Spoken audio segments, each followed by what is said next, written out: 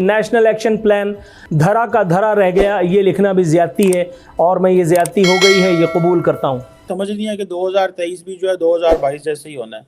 नहीं सर, बेहतरी कोई नहीं, मुझे तो कम से कम बेहतरी कोई आती हुई दिखाई नहीं दे रही है। इकोनॉमी पे ये कोई काम कर रहे नहीं है। इस किस्म के अगर ब्लास्ट होते रहे, यहाँ तक कि अमेरिकन एम्बेसी ने अपने जो स्टाफ है उनको कह दिया है कि जी मैरियट होटल ना जाएं, और इस किस्म का अगर माहौल रहेगा तो फिर यहाँ पे इन्वेस्टमेंट कौन करेगा? कोई भी नहीं करेगा, कोई भी नहीं आएगा। एक और तरह का माहौल और एक और तरह की, जिसे कहते हैं, पाकिस्तान के बारे में बात शुरू हो जाएगी। दहशतगर्द बलोचिस्तान और खैबर पख्तूनख्वा के बाद अब इस्लामाबाद जा पहुंचे हैं। कोयटा, कोहलू, खुजदार, तुरबत, कल्लात में दहशतगर्दी के मुख्तलिफ वाकयात में पाक फौज के कैप्टन समेत 6 जवान शहीद हो गए, जबकि 23 अफराद जख्मी हो चुके हैं।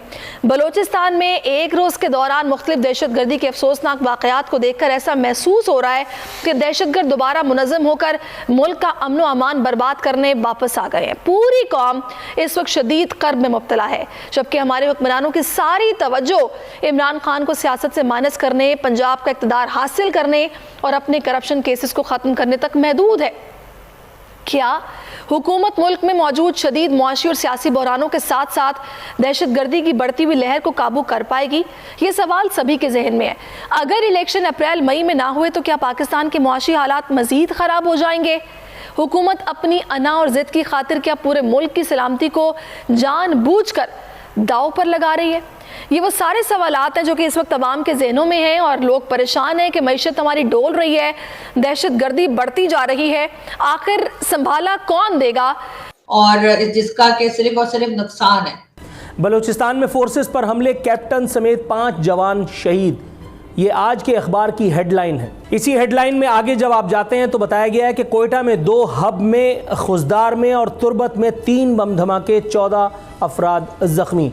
और ये खबर आगे चल करके मज़ाहिया रुख इख्तियार कर लेती है। खबर बता रही है कि सदर का शोहदा को खिराज अकीदत, वज़ीर आज़म ने फप्ती कसी है कि दहशतगर्दों को कटहरे में लाएंगे।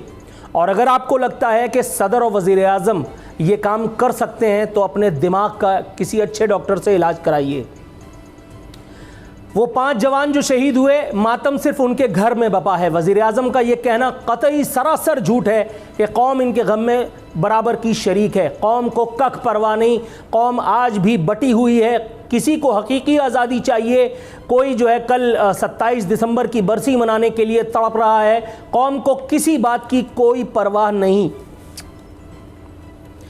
एक और खबर बता रही है, सिक्योरिटी इदारों ने वार्न किया है, कराची में भी दहशतगर्दी का खतरा है। शहर की सिक्योरिटी सख्त कर दी गई है और आगे जाकर के कुछ इलाकों का नाम लिया गया है जो मैं नहीं ले रहा। बताया गया है कि इन इलाकों में कुछ मुश्तबा अफराद की सरगर्मियां देखने में आई हैं। इन इलाकों में माजी में कलदम तहरीक तालिबान, बलोच लिबरेशन आर्मी, कौम परस्त जमातों की सरगर्मियां भी देखने में आई थीं।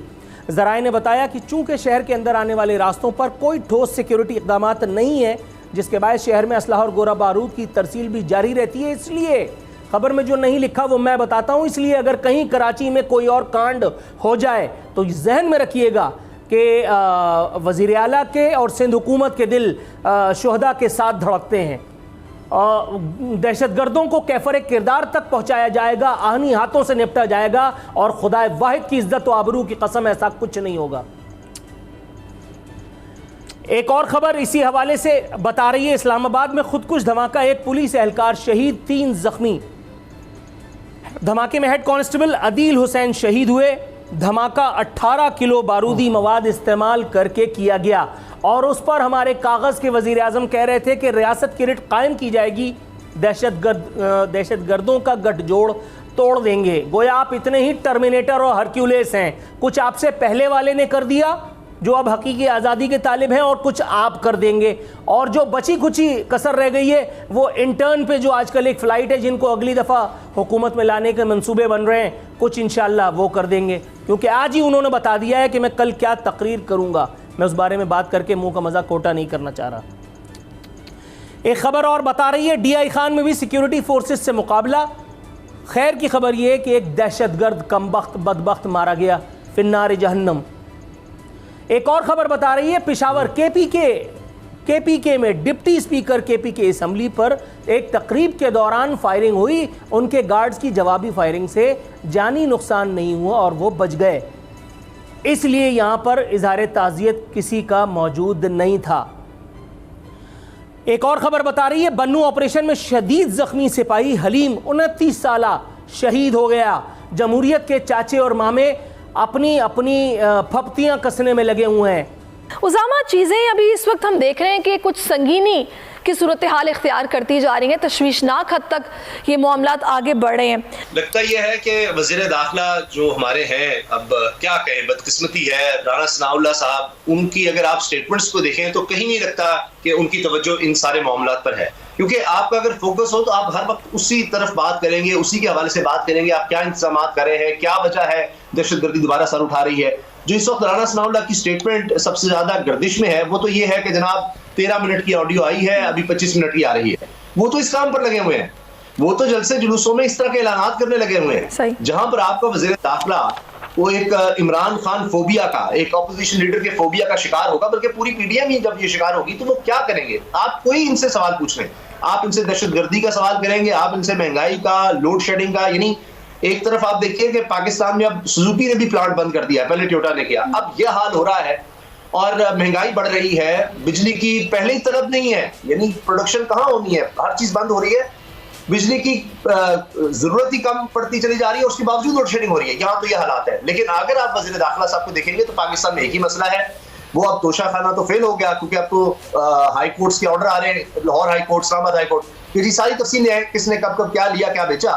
तो अब वो तोशा खाना वाला इमरान खान के खिलाफ जो था वो बार खाली गया, खराब हो गया, उल्टा पड़ गया। अब ये ऑडियो वीडियोस का मामला आ रहा है, तो उनकी तवज्जो तो इस तरफ है, ये ऑडियोस की प्रोडक्शन की तरफ है, कौन सी कितने मिनट की है। वो राणा साहब तो ऐसे लगता है बैठते हैं और एक एक सेकंड काउंट करते हैं, किस वक्त कौन सा जुमला सामने आया, अच्छा क्या हुआ, किस तरह से इसको करना है, कितने मिनट की ये बनी है। उन्होंने जब ये स्टेटमेंट देनी है तो दहशतगर्दी क्या खा कंट्रोल करेंगे। नहीं तो उसामा, बिल्कुल आप ठीक कह रहे हैं, सूरत हाल काफी तशवीशनाक हो गई है, दहशतगर्दी की इस लहर में इजाफा होता जा रहा है, रोज बरोज हम देख रहे हैं।